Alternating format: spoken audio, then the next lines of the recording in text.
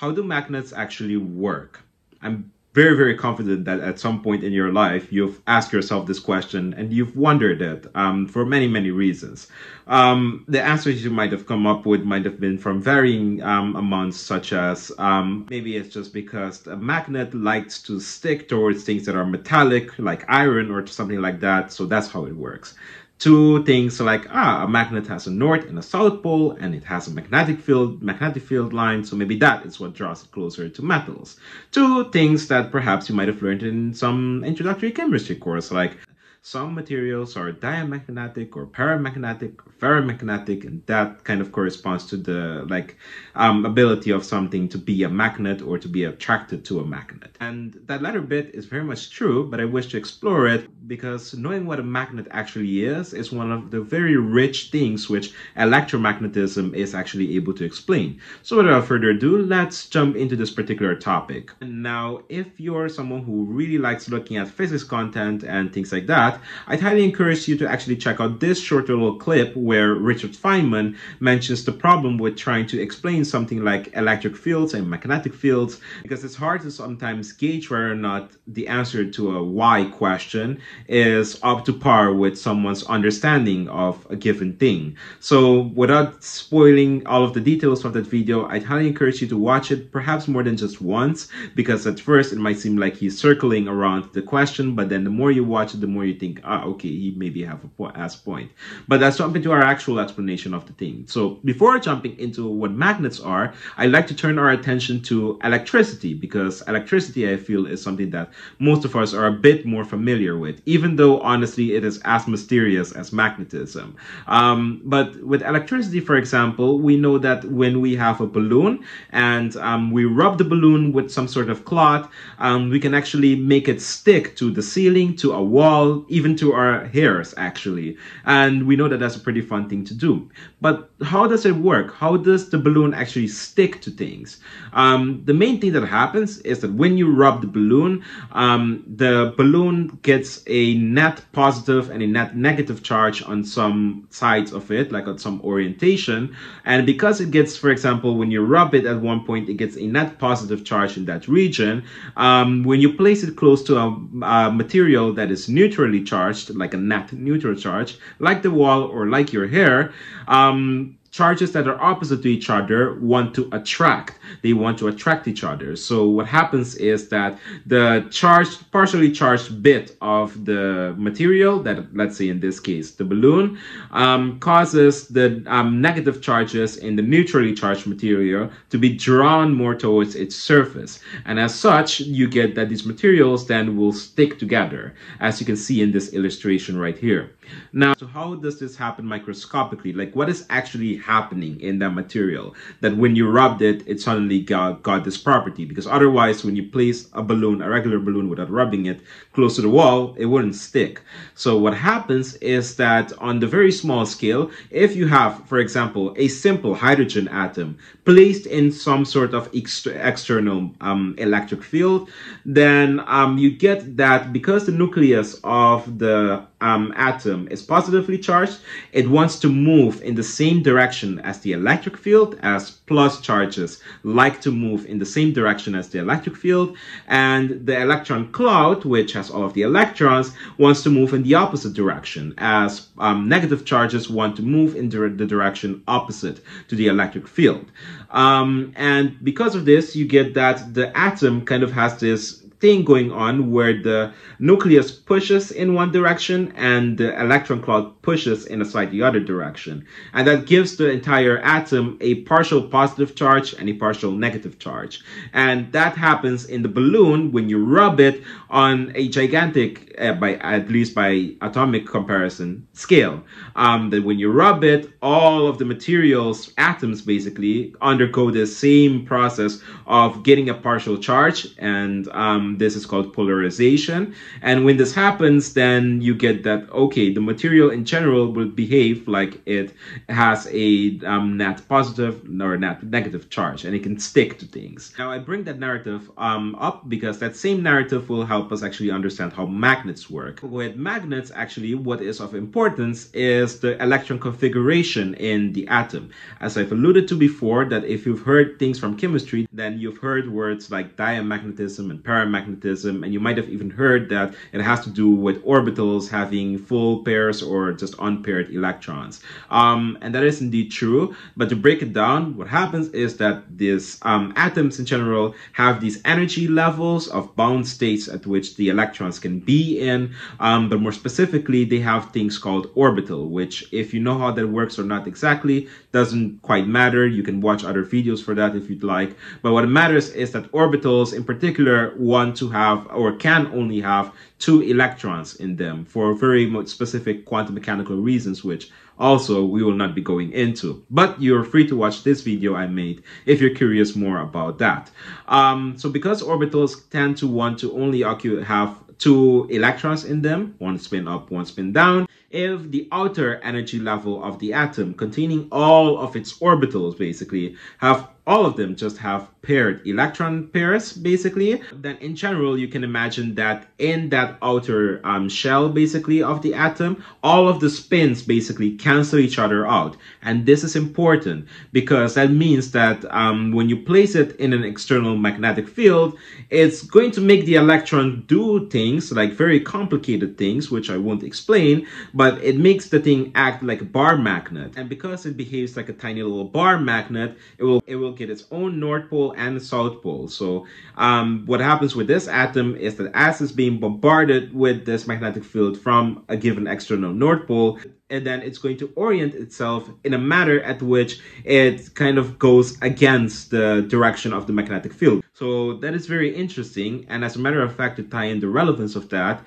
earlier this year, there was a whole craze happening at which people thought that a team of researchers, I think in South Korea, created a supposedly room temperature superconductor, which in general would be a big thing, not only just for pure physics research, but also for many other like engineering and day-to-day life applications even.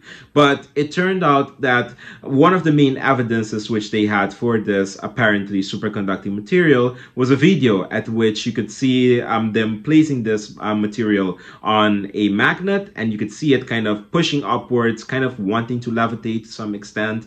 And they thought that this was the Meissner effect, a very popular effect you get when something becomes superconducting. But other researchers with a critical lens pointed out that this might just be diamagnetism, which is the name which what we've just talked about is actually called. Diamagnetism is when you have that these atoms are slightly repelled in the opposite direction of the magnetic field.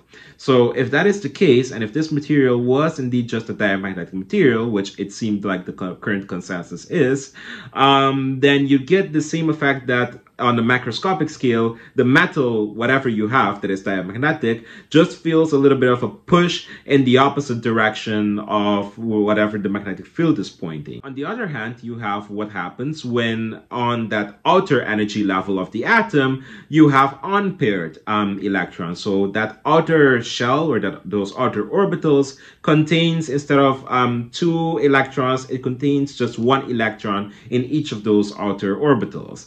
What that means is that now you have a net spin on your general atom because you don't have another electron basically that is canceling out the spin of those other orbitals. And because you have a net spin on the whole thing, it has a corresponding magnetic dipole moment. And this is a jargony thing, but to explain what it is in very simple and classical analog, if you have a current loop, a wire filled with electricity going around it, and you place that on top of a magnetic field, then it will experience a torque because current loops in a magnetic field are kind of acting like magnetic dipoles. So it starts rotating around because of that magnetic field and because it has electricity flowing through it. Now, on the small atomic scales, you can see that electrons behave in the similar manner. Because they have this intrinsic property called spin, you can model the electron like a small little basketball that is rotating around its axis. And it's rotating charge, you could say. So it's like a tiny little loop current that is going around very, very fast. However, of course, there are nuances because electrons are point-like, but we can ignore those quantum mechanical nuances. This is enough for as a classical analog. So if you have a net spin on your entire atom, then it gets a so-called magnetic dipole moment, and it means that if you place it in an external magnetic field, it is also going to rotate like that loop current. It is going to experience some sort of torque. And that means that if you have a collection of these atoms, then they all experiences the same torque, pointing them in a given direction, a lot of times in the same direction as the external magnetic field is also pointing. So quite the opposite effect of what you get with diamagnetic materials. And this is exactly what paramagnetism is.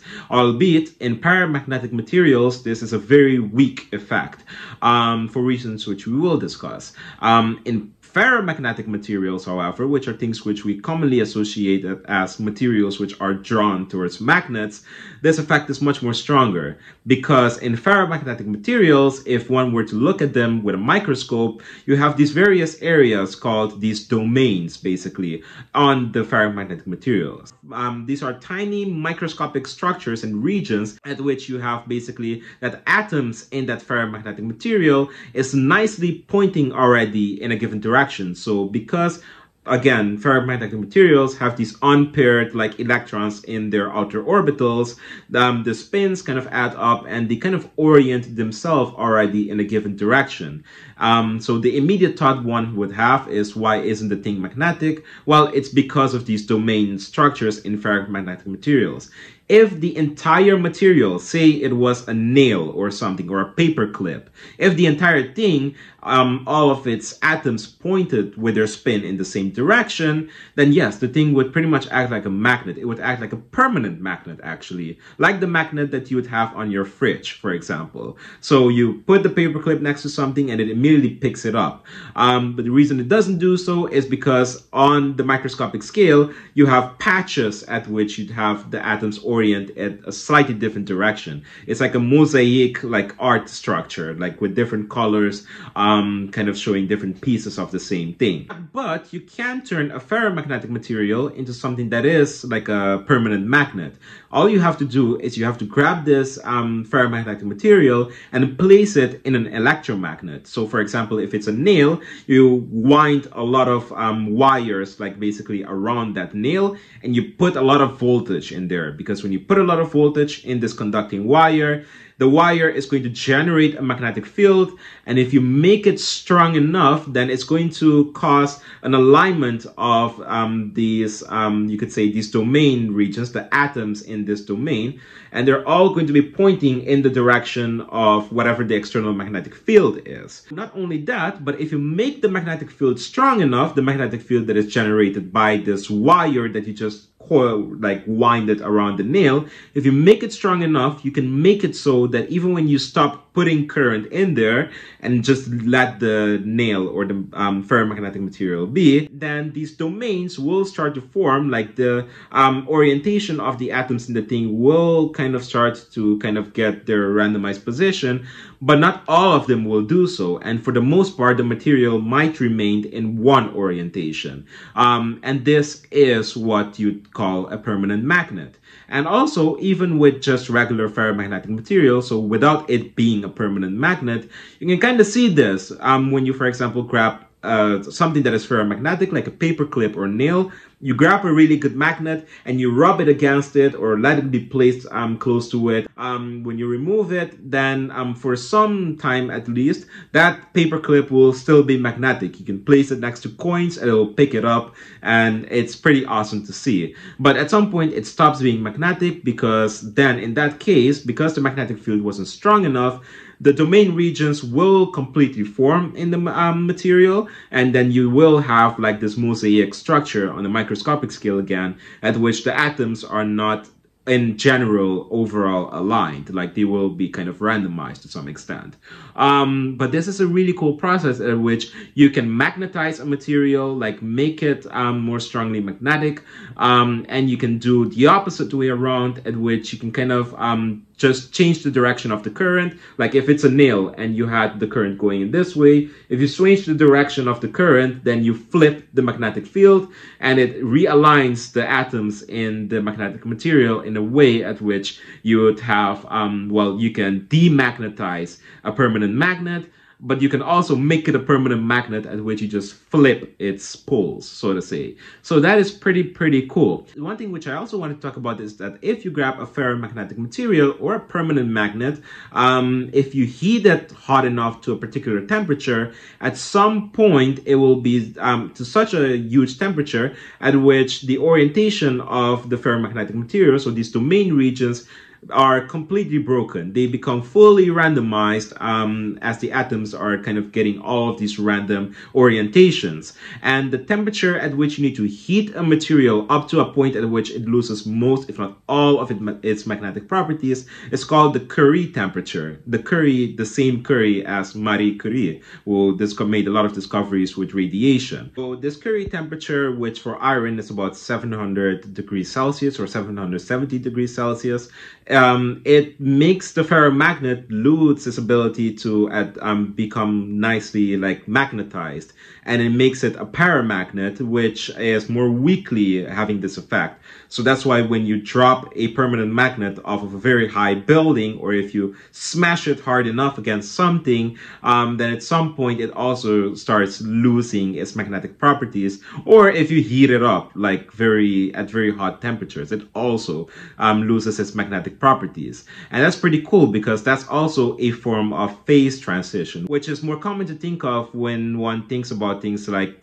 something going from gaseous to liquid, or from liquid to solid, or vice versa. So with these matter phases, so to say, but one can also have phases when it comes to magnetic properties of materials or electric properties of materials. And this is the whole domain of the field of science known as condensed matter research. So it can be solid state physics or solid state chemistry, but it is of main interest for people working in these fields to manipulate the different phase transitions which materials can have in order to create a material with certain desired properties, such as materials that are superconducting at low pressures and at low temperatures as well, because that would have very practical use in our day-to-day lives. All in all, to understand how magnets work, indeed one has to go down to the microscopic scale and look at what happens with the atoms, especially the electron configuration of your material, and especially the outer orbitals of them,